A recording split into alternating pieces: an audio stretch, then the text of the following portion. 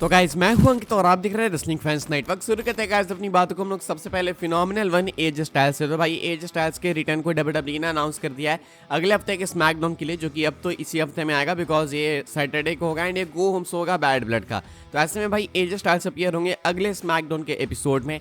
Fans के दिमाग में एक क्वेश्चन है कि एज स्टाइल्स के लिए नेक्स्ट होने क्या वाला है, what is next for the age styles, because पिछले कुछ टाइम में एज स्टाइल्स का ट्रैक रिकॉर्ड कुछ खास रहा नहीं है। अभी इस वाले ऑफ को लेने से पहले भाई वो कोडी रोड से हारे थे, कोडी रोड से हार के गए थे जो कि एक्सपेक्टेड था एंड मैं उसको नहीं काउंट करूंगा कि भाई एज स्टाइल्स को उससे बहुत मैसिव लॉस हो गया बिकॉज हमें पता था कि एज स्टाइल्स हारने वाले। हमने सिर्फ मैचेस के लिए सपोर्ट किया था इस फ्यूड को, लेकिन अब एज स्टाइल्स वापस आ रहे हैं तो कई सारे लेजेंड्स का मानना है कि अब डब्ल्यूडब्ल्यूई को ट्रिगर एक अच्छा सा पुल करना चाहिए एज स्टाइल्स के लिए। डब्ल्यूडब्ल्यूई को एज स्टाइल्स को अब एक मैसिव पुश देना चाहिए, मैं आपको बता चुका ऑलरेडी। तो एक्सपेक्टेड है गाइस कि ये वाला जो रिटर्न होने वाला है एज स्टाइल्स का ये उसी कैटेगरी में जाने वाला है। तो एक्सपेक्टेड है भाई कि एज स्टाइल्स किसी बहुत मैसिव फ्यूड के अंदर आ सकते हैं। अब मुझे ऑनेस्टली भाई कोई भी ऐसा टैलेंट दिख नहीं रहा जो कि एज स्टाइल्स के साथ एक मैसिव फ्यूड दे सके, या तो मैं किसी को मिस कर रहा हूँ भाई, नहीं तो हो सकता है कोई है ही नहीं। अगर आपको कोई दिख रहा है तो कमेंट करके बताना आपके अकॉर्डिंग कौन हो सकता है वो मैसिव अपोनेंट एज स्टाइल्स का जो कि एज स्टाइल्स के साथ एक अच्छी फ्यूड दे सके एंड एंड में एज स्टाइल्स को विक्ट्री मिले, बिकॉज एज स्टाइल्स को फिनोमिनल वन को विक्ट्री की सख्त जरूरत है। तो आप कमेंट करके बताना आपके अकॉर्डिंग कौन हो सकता है कौन नहीं। आगे बढ़ते हैं गाइस, बात करते हैं अगली स्टोरी के बारे में जो कि ट्राइबल चीफ रोमन रेंस को लेके एंड जेकब फाटू को लेके। तो भाई क्या जेकब फाटू सीक्रेटली रोमन रेंस की टीम के अंदर है? काफी टाइम से हम लोग इस चीज को डिस्कस कर रहे हैं, जब रोमन नहीं आए थे तब भी हम लोग इस चीज को डिस्कस कर रहे थे। जब से जेकब फाटू का डब्ल्यूडब्ल्यूई है इनफैक्ट तब से ये सारी चीजें भाई कंसिडरेशन में है। लेकिन अभी एक नई चीज हुई है भाई, कहानी में एक नया ट्विस्ट है, वो मैं आपको बता देता हूँ।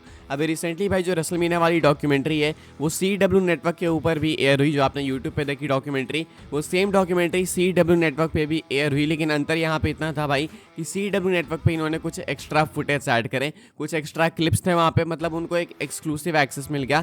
एंड यहाँ पे भाई नोटिस करा फैंस ने कि जब रोमन रेंस अपने मैच के लिए एंट्री ले रहे थे भाई, तो वहाँ पे स्पॉट किए गए उनके पीछे जेकब फाटू रोमन रेंस के पीछे पीछे चल रहे थे। तो यहाँ पे फैंस का अनुमान लगाना है कि डब्ल्यूडब्ल्यूई ने इस चीज़ को एयर करा, इस फुटेज को ऐड करा है, तो कहीं ना कहीं डब्ल्यूडब्ल्यूई दिखाना चाहती है कि रोमन रेंस जेकब फाटू के रिलेशंस भी अच्छे हैं। एक चीज़ अगर आप और नोटिस करोगे, जिस तरीके से घूरते हैं जेकब फाटू सोलो सिकवा को, वो देखने में काफ़ी वियर्ड है। एक बहुत अलग तरीके से वो घूरते हैं सोलो को। हालांकि अभी तो वो I love you solo, I love you my tribal chief ये सब बोलते रहते हैं, लेकिन देन हाँ भाई जो भी बिट्रे करता है वो यही सारी चीज़ें बोलता भी है, विश्वास जीतता है उसके बाद विश्वासघात करता है।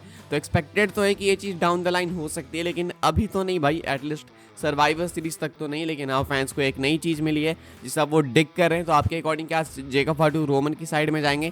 मुझे अभी नहीं लगता, पहले तो इनका मैच होना बहुत ज़रूरी है, इनका मैच होगा आपस में, देन उसके बाद मे बी इन फ्यूचर हम लोग एक्सपेक्ट कर सकते हैं। बाकी आप क्या सोचते हैं इस चीज़ के बारे में भाई कमेंट करके बताना जरूर से। आगे बढ़ते हैं गाइस, बात करते हैं अगली स्टोरी के बारे में जो कि Damian priest and Finn Balor को लेके। तो भाई इनका भी मैच बैड ब्लड के अंदर होने वाला है एंड अनफॉर्चुनेटली इस मैच के बारे में कोई बात नहीं कर रहा। फिन बैलर डैमियन प्रिस्ट जो कि एक बहुत मैसिव मैच हो सकता था, बहुत अच्छे से डब्ल्यूडब्ल्यूई इसको बिल्ड कर सकती थी, उसको कहीं ना कहीं मिस करा गया एंड फैंस इसी चीज़ को लेके कंप्लेन कर रहे हैं रिसेंटली इंटरनेट के ऊपर। देखा है लोगों ने, नोटिस करा इस चीज़ को कि बाकी मैचेस के कंपैरिजन में अगर आप देखोगे तो कहीं ना कहीं ये वाला मैच बहुत ही ज़्यादा लेस हाइप्ड है। आप कंपेयर करके देख लो रोमन कोडी वाले टैग मैच से, आप CM पंक मैकेंटायर वाले मैच से कंपेयर कर लो, चाहे आप कंपेयर कर लो भाई इसको रिया रिप्ले एंड लिव मॉर्गन वाले मैच से।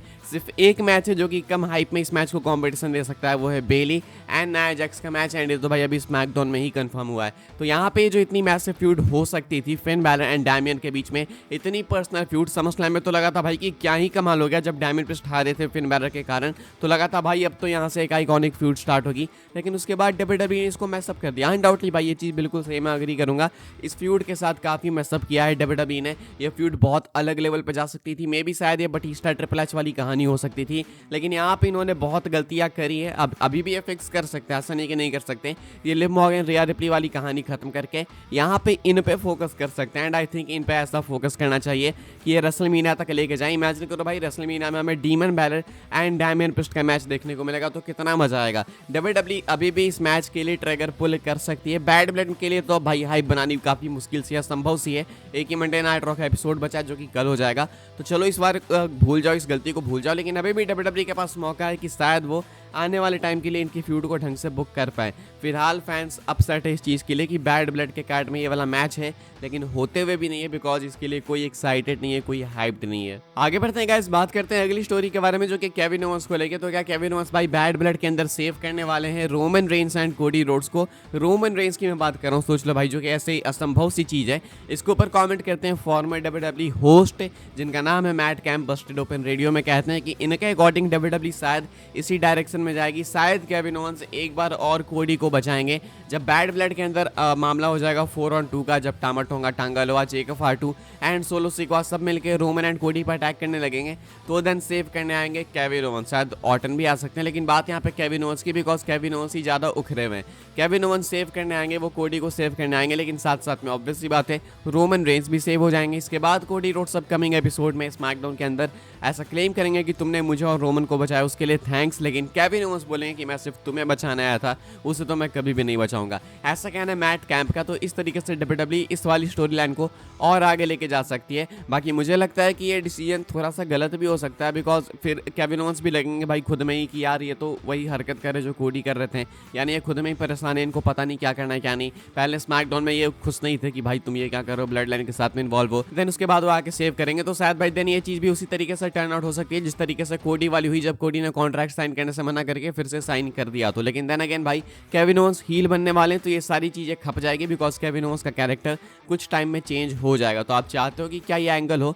According to Matt Camp WWE इस एंगल के साथ में जा सकती है। आगे बढ़ते हैं गाइस, हम लोग बात करते हैं अपनी नेक्स्ट एंड फाइनल स्टोरी के बारे में जो कि मिड कार्ड टाइटल्स को लेकर विमेंस डिवीजन की। तो भाई बियांका ब्लेयर ने कुछ टाइम पहले WWE से डिमांड करी थी कि WWE को mid card championships women's division के लिए भी इंट्रोड्यूस करनी चाहिए।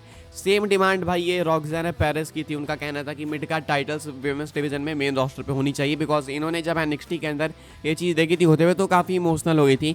सो से थिंक्स कि शायद ये चीज़ विमेंस डिवीजन के साथ मेन रोस्टर पे भी होनी चाहिए। यानी कि भाई रोस्टर के अंदर से डिमांड है मिड कार्ड टाइटल के लिए, रोस्टर काफ़ी स्टैग्ड भी है, विमेंस रेसलर्स बहुत सारी है, एक से एक कमाल की टैलेंट NXT में और भरते ही जा रही है। तो भाई माना जा रहा था कि बहुत ही जल्दी WWE इंट्रोड्यूस करेगी मिड कार्ड टाइटल्स, वो भी एक नहीं बल्कि 2 टाइटल्स। एक्सपेक्टेड है कि women's US championship and women's IC championship. अब ये नेम सेम रखेंगे या फिर नहीं वो नहीं पता, लेकिन मेंस डिवीजन की तरह भाई 2 टाइटल्स होने वाली है। तो भाई ऐसे में एक्सपेक्टेड है कि WWE जल्दी ही भाई इन टाइटल्स को इंट्रोड्यूस करेगी, बिकॉज बहुत टाइम पहले रिपोर्ट निकल के सामने आई थी कि WWE के पास टाइटल्स या तो प्रिपेयर्ड है नहीं तो प्रिपेयर करा रहे हैं। तो एक्सपेक्टेड है कि आप अराउंड रेसलमेनिया तक मे भी हो सकता है भाई कि आप शायद एक्सपेक्ट कर सकते हो। अगर अनफॉर्चुनेटली रेसलमेनिया तक टाइटल नहीं भी आती है, वैसे तो आ जानी चाहिए, लेकिन अगर चलो नहीं आती है सपोज कर लो, तो देन रेसलमेनिया के तुरंत बाद आपको ये चीज़ देखने को मिलेगी ड्राफ्ट के टाइम पे। एंड ड्राफ्ट के टाइम पे WWE जब रोस्टर अलग करती है तो उसी टाइम पे आपको मिड कार्ड टाइटल्स भी WWE इंट्रोड्यूस करते हुए देखने को मिल जाएगी। तो फिलहाल एक्सपेक्टेड है कि WWE शायद टाइटल्स बना चुकी है, प्रिपेयर्ड है टाइटल, बस वेट है सही टाइम का कि कब ये लोग इंट्रोड्यूस करेंगे मिड कार्ड टाइटल्स को विमेंस डिवीजन के लिए। क्या आपको लगता है परफेक्ट टाइमिंग क्या होनी चाहिए भाई? कमेंट करके बताना। इस वीडियो के लिए बस ये सारी अपडेट्स क्या, आई होप्स आपको इन्फॉर्मेशन मिले तो वीडियो को लाइक करें, शेयर करें, सब्सक्राइब करें चैनल को, ताकि आने वाले टाइम के अंदर आपको और भी सही WWE की news updates time to time जानने को मिलते रहे। फॉलो कर सकते हैं आप लोग मुझे इंस्टाग्राम एंड ट्विटर पर, लिंक आपको मिल जाएगी डिस्क्रिप्शन में। ज्वाइन कर सकते हैं व्हाट्सएप चैनल को, उसके भी लिंक है डिस्क्रिप्शन में। मिलते हैं अपने नेक्स्ट सॉफ्टवेयर काफ़ी इंटरेस्टिंग वीडियो में।